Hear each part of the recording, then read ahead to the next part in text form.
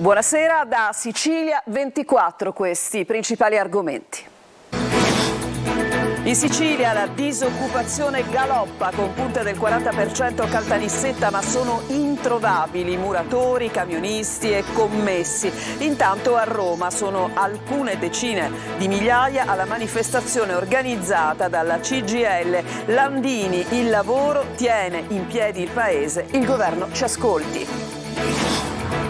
E scontro sul video che riprende la giudice Apostolico a una manifestazione contro Salvini. Il documento non è agli atti, si cerca chi ha fatto circolare, ma nelle ultime ore emerge la dichiarazione di un carabiniere.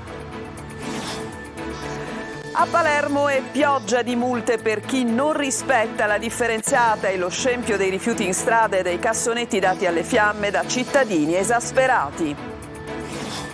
Aumentano i reati commessi ai danni dei minori, soprattutto bambine e ragazzine, molti in ambiente familiare. Don Fortunato Di Noto dice l'abuso sessuale sui più piccoli è omicidio psicologico. C'era una volta via Etnea, il salotto buono di Catania, i grandi centri dello shopping ne stanno provocando il declino commerciale, ma l'isola pedonale da piazza Stesicolo al Duomo resta il tratto più attraente e affollato della città. Sina rende visita al fanalino di coda Sorrento.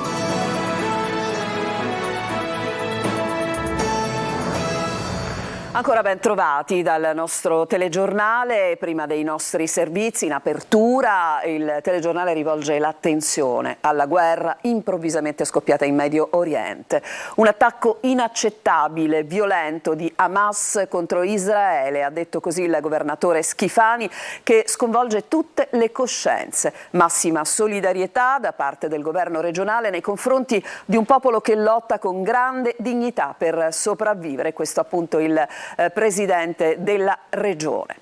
E adesso apriamo il nostro telegiornale con una vera e propria emergenza lavoro in Sicilia. I dati sono allarmanti, percentuali altissime, in particolare a Caltanissetta, dove il picco della disoccupazione raggiunge il 40%. E poi il paradosso dell'assenza di figure fondamentali, di figure professionali importanti. Intanto a Roma una manifestazione davvero di grande presenza popolare di tutta la gente che ha voluto in qualche modo manifestare il disagio rispetto alla mancanza del lavoro. Ma ci dice tutto Tonino De Mana. In 100.000 per reclamare diritti fondamentali sanciti dalla Costituzione. Infermieri, medici, operatori ecologici, polizia locale, educatrici, assistenti sociali, vigili del fuoco, disoccupati, pensionati, tanta gente comune. Uno spaccato d'Italia è stato chiamato a raccolta dalla CGIL, dandosi appuntamento a Roma, dove c'erano tanti carrelli della spesa per protestare anche contro il caro vita.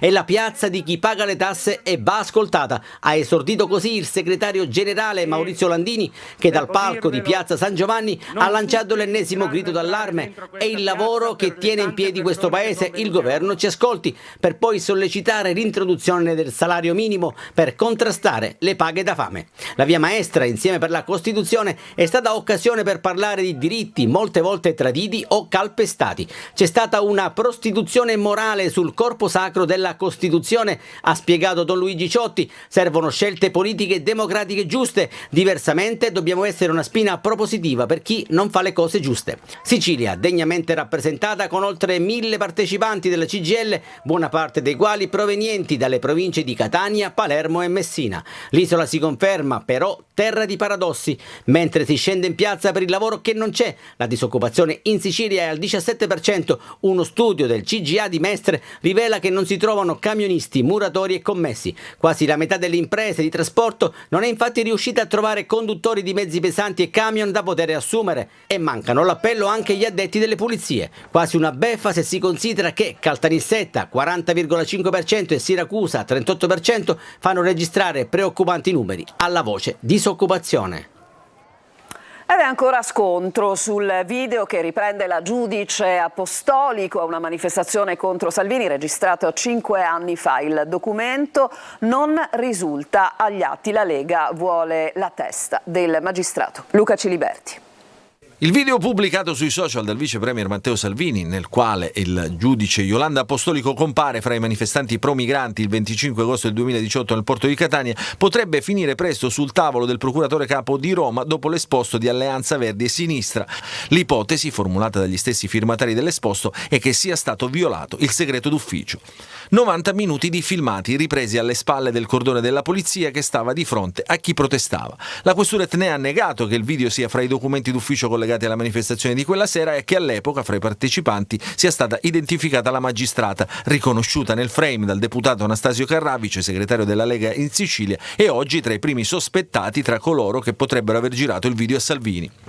Da dove provengono quelle immagini, quindi? È stata compiuta un'attività di dossieraggio nei confronti della giudice o di altri partecipanti? A testimonianza di quanto sia salita la tensione dello scontro, anche dal punto di vista politico, lo testimonia l'intervento di Giorgia Meloni, che da Granada, parlando della giudice, dice che è legittimo chiedersi se qualcuno che partecipa a manifestazioni su quel tema lo faccia con pregiudizio o meno. Il ministro della Giustizia, Carlo Nordio, si dice stupito da chi parla di dossieraggio. Sul caso è intervenuto anche il presidente del Senato, Ignazio La Russa. Io personalmente non ho peso la lingua a dire che giudico inopportuna la presenza a quella manifestazione di quella magistrata, ma questo non deve poter voler dire c'è il governo contro la magistratura. La Lega invoca le dimissioni della magistrata per rispetto nei confronti di tutti gli italiani e delle istituzioni, ma Apostolico sembra intenzionata a rimanere al suo posto, non chiederà mai di essere trasferita, riferisce la collega d'ufficio Marisa Cagnino, né al Tribunale di Catania si prende in considerazione l'ipotesi di destinarla ad altro incarico.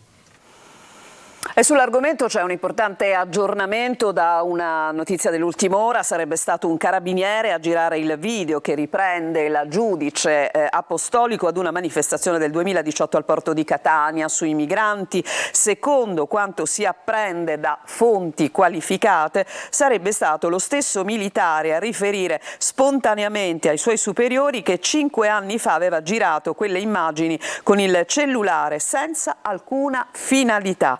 Video che non sarebbe mai stato allegato ad atti interni o a informative all'autorità giudiziaria, che solo alcuni giorni fa sarebbe stato condiviso con una ristretta cerchia di persone. Naturalmente torneremo sull'argomento nelle prossime edizioni del nostro telegiornale. Adesso andiamo a Palermo, una Palermo che affronta da una parte la problematica dei rifiuti che vengono bruciati da cittadini esasperati, cassonetti stracolmi, e poi dall'altra parte la pioggia di multe per chi non rispetta la raccolta differenziata. Sentiamo Manlio Viola.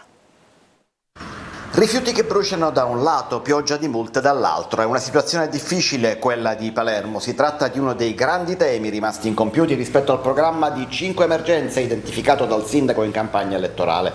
Risolta l'emergenza cimitero e tamponata quella economica, restano in piedi rifiuti, sicurezza e strade dissestate.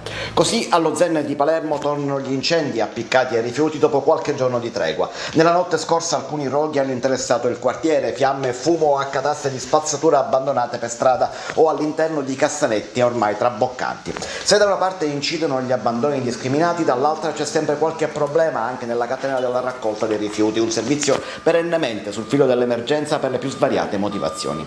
E intanto si registra una pioggia di multe nell'ambito dell'operazione congiunta condotta dalla Polizia Municipale e da quella provinciale. 8 le squadre impegnate sul territorio. I controlli sono stati condotti in 2 aree della città, una in centro storico, ovvero quella compresa fra via Napoli e piazza Venezia, l'altra in periferia all'interno del quadrante fra via Laudicina e via Galletti. Sono 24 in totale le sanzioni amministrative combinate per una cifra complessiva intorno ai 2.500 euro. 12 verbali da 160 euro ciascuno sono stati combinati per conferimenti fuori orario, mentre altrettante sanzioni da 50 euro ciascuna hanno visto protagoniste violazioni delle regole sulla raccolta differenziata. Infine multe per la migrazione di rifiuti, ovvero per il conferimento di rifiuti fuori dalla zona assegnata di residenza. Con le scuole iniziate ormai da un mese, i bambini palermitani potranno finalmente usufruire del servizio pubblico di refezione scolastica a partire dall'11 ottobre. Si è così sbloccato il problema legato all'affidamento del servizio a una nuova società, la Vivenda, che lo scorso luglio si è aggiudicata l'appalto per i prossimi 2 anni. I pasti, fanno sapere con una nota dall'assessorato comunale all'istruzione, saranno interamente preparati con alimenti biologici e a chilometro zero. E adesso cambiamo decisamente pagina. Aumentano in Sicilia i reati commessi ai danni dei minori. Tra le vittime under 18 ci sono soprattutto bambine e ragazzine, molti casi registrati in ambiente familiare. Il presidente di Meter, Don Di Noto, al nostro telegiornale parla di abuso sessuale sui minori, che è un omicidio psicologico. Francesco Aloi. I minori sempre più vittime di reati è quanto emerge dal dossier in difesa 2023 di Terre des Hommes sui dati della Polizia di Stato. Dal 2021 al 2022 più 9% di casi soltanto in Sicilia. Da 564 sono passati a 616. Gli autori dell'abuso dovrebbero un po' vergognarsi da questo punto di vista. Un'educazione alla vergogna potrebbe essere qualcosa di importante, il rossore della vergogna potrebbe essere l'occasione buona anche per loro di fare un percorso di riparazione. Diverse le tipologie di reato che colpiscono soprattutto il sesso femminile, dal più estremo l'omicidio volontario alla pornografia, passando per le violenze sessuali. 45 casi nel 2021, 56 nel 2022, il 24% in più. Su anche quelli di violenza sessuale aggravata, più 39%, e gli atti sessuali con un minore, più 9%. L'abuso sessuale sui minori è veramente un omicidio psicologico, distrugge la vita dei minori, li rende quasi inabili ad una relazione poi sociale. Trend in crescita anche a livello nazionale, quasi 6.900 casi soltanto nel 2022, il 10% in più rispetto all'anno precedente. Ognuno è una storia a sé, ma certamente tutti sono segni che resteranno nella memoria dei giovanissimi che li subiscono. Difficile riuscire a cancellare orrori del genere, abusi che nella maggior parte dei casi si consumano in ambiente familiare. Fondamentale la prevenzione, parlandone nelle scuole, ed importantissimo anche denunciare. Sono le due armi per ridurre sempre più questi orribili fenomeni. E adesso ci fermiamo, c'è una breve pausa, torniamo con altri servizi.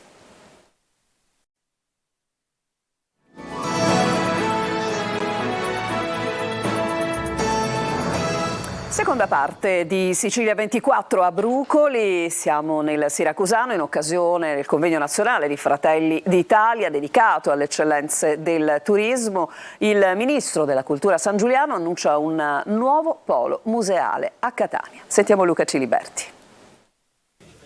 Con il messaggio della Premier Giorgia Meloni si è aperto l'evento L'Italia alle radici della bellezza, organizzato da Fratelli d'Italia a Brucoli, in un borgo marinaro del Siracusano, in un ex villaggio turistico trasformato oggi in resort stellato. Fino a domenica si alterneranno esponenti del partito, ministri, parlamentari, rappresentanti del mondo della cultura e delle imprese. Una festa che certifica i numeri esponenziali di adesione del partito, che nell'isola ha raggiunto un tesseramento moltiplicato del 400%. Non avreste potuto scegliere luogo migliore alla Sicilia per celebrare questa manifestazione e parlare di tutto ciò che rende l'Italia da sempre ammirata e apprezzata nel mondo, ha scritto la Premier Giorgia Meloni nella lettera di saluto. La Sicilia è un eccesso di bellezza, ogni scorcio dell'isola custodisce tesori da scoprire, vivere e far conoscere nel mondo. La Premier infatti nelle stesse ore è impegnata a Granada per il vertice informale del Consiglio europeo. Nella giornata di apertura della Kermesse sono arrivati il Presidente del Senato Ignazio La Russa e il Ministro per la Cultura Gennaro San Giuliano, che ha annunciato in anteprima l'accordo per l'apertura di un nuovo polo museale a Catania. Prima di venire qua sono stato all'Archivio di Stato di Catania, dove avremo un grande intervento del PNRR per modernizzare questa struttura, restaurarla, ridargli il suo splendore e modernizzarla, ma noi vogliamo fare qualcosa in più, non vogliamo fare solo l'archivio classico come deposito di documenti, sia pure importanti, ma vogliamo musealizzare quella struttura, farne un polo culturale dove tenere concerti, dove esporre, fare mostre e aprirlo ai giovani. Nelle prossime ore sbarcheranno in Sicilia anche i ministri Lollobrigida, Bodi, Santanchè, Urso e Musumeci. C'era una volta via Etnea in una Catania che forse non esiste più, restano però i ricordi a rinverdire i fasti di un tempo, la metamorfosi, il fascino e il declino del salotto buono di Catania, ce lo racconta Tonino De Mana. Una storia lunga almeno 300 anni, durante i quali è cambiata, ha mutato aspetto, è stata sventrata da bombe e terremoti, si è rialzata, è ricaduta, ma ha sempre conservato il suo fascino. Parlare con un catanese di via Etnea è come aprire uno scrigno, un angolo dei ricordi più o meno sbiaditi, comunque indimenticabili. Per molti non è una strada ma un teatro all'aperto nella città più teatrale d'Italia, dove grandi e piccoli, ricchi e poveri si sono sempre ritrovati per una semplice passeggiata, per un acquisto importante o per cercare qualcosa che altrove non si trovava. Ricordo Pavia, ricordo Mimmo Consoli, ricordo Caffish che nel 2000 chiuse.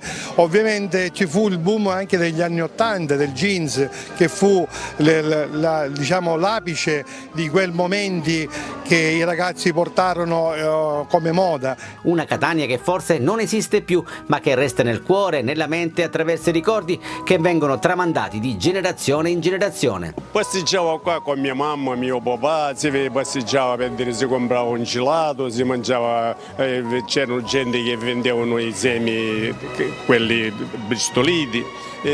Poi arrivavamo a casa, ma si passeggiava tranquilli. Oggi lei tranquillo non può passeggiare. C'era l'autobus che scatenava, che con che stavamo dicendo che file, arrivava e veniva a lavorare. Ma era l'altro mondo, causa perché c'erano una volta in questa piazza tutte baracche che vendevano la pasta, il pane, tutte queste cose qua. All'angolo c'erano i muti che vendevano i caramelle. E c'è chi ha trovato anche l'amore. C'è una ragazza che mi toglieva l'inglese, se c'è la signora mia sposa dice, guarda, per lei ho provato una simpatia particolare, se desideri fidanzarmi con lei, ho 14 anni, 15 anni. Io non dice, io non vengo per farmi fidanzata, io qua vengo per passeggiare. E invece poi col tempo ho saputo dove abitare e dove andavo mia moglie. Un tempo Milano del Sud, Catania, vive un lento ed inesorabile declino con l'avvento dei centri commerciali che hanno svuotato via Etnea, il cui appeal resta intatto soltanto da Piazza Duomo fino all'incrocio con Viale Regina Margherita. Da lì in poi e fino al borgo, ma anche più su, è un susseguirsi di saracinesche abbassate, attività scomparse e palazzi che cadono a pezzi, ma che nascondono l'anima di una Catania fiera, operosa, fantasiosa e più che mai nostalgica. Dopo questa bellissima cartolina ci fermiamo ancora e poi il calcio.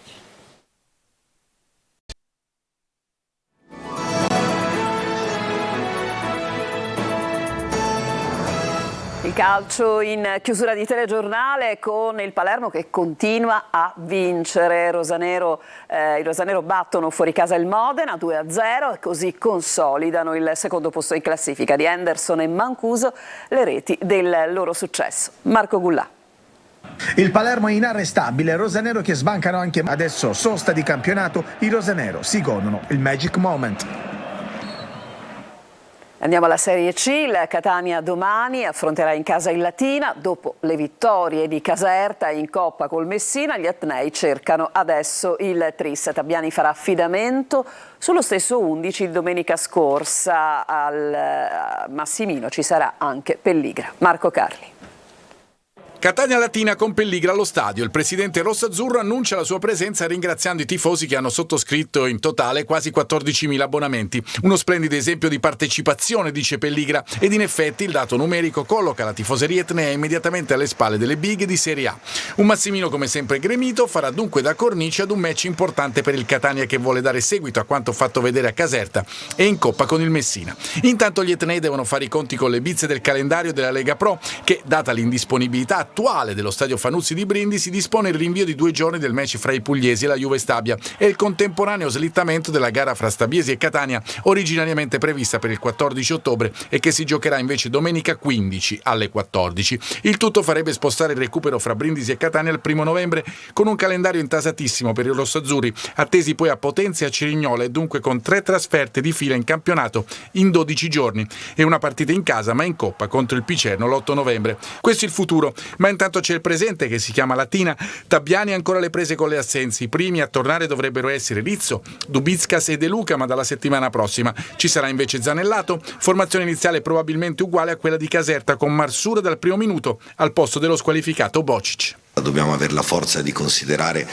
che ogni partita dobbiamo dimenticarci quella precedente, sia che quella precedente possa essere andata in maniera positiva, sia che possa essere andata in maniera negativa, e cercare di ragionare sul percorso che stiamo facendo, sulla crescita che dobbiamo fare, cercando sempre di migliorare qualche cosa che magari si sbaglia nelle gare precedenti e mantenere quello che di buono si fa.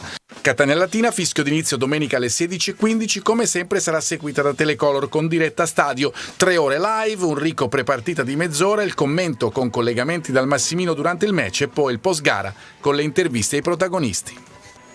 E adesso il Messina è impegnato a Potenza contro il Sorrento nella 7ª giornata del campionato di C1. Giallorossi sono alla ricerca di punti in trasferta dopo il successo contro l'Avellino e l'eliminazione dalla Coppa Italia. Sergio Colosi. Chi è reduce dalla prima vittoria in campionato contro chi invece la insegue, chi cerca conferme contro chi vuole rilanciarsi. Sorrento-Messina è tutto questo, ma anche la prima sfida a salvezza della stagione. Il Messina ci arriva con maggiori certezze dopo la vittoria sull'Avellino, mentre i campani hanno raccolto più consensi che punti. Saremo sciocchi, ma veramente molto piccoli. Se avessimo l'ausilio nella testa di sottovalutare il Sorrento solo perché magari ancora non ha vinto una partita.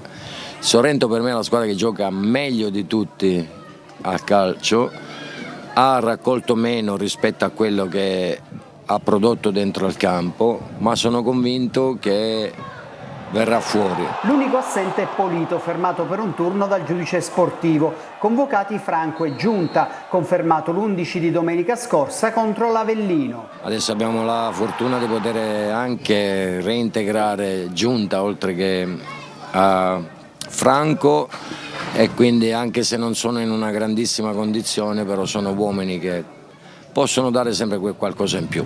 Si gioca a Potenza per l'indisponibilità dello Stadio Italia e questo potrebbe essere un fattore positivo per i giallorossi che negli incroci con il Sorrento hanno perso ben 8 volte in 12 precedenti, vincendone soltanto 1.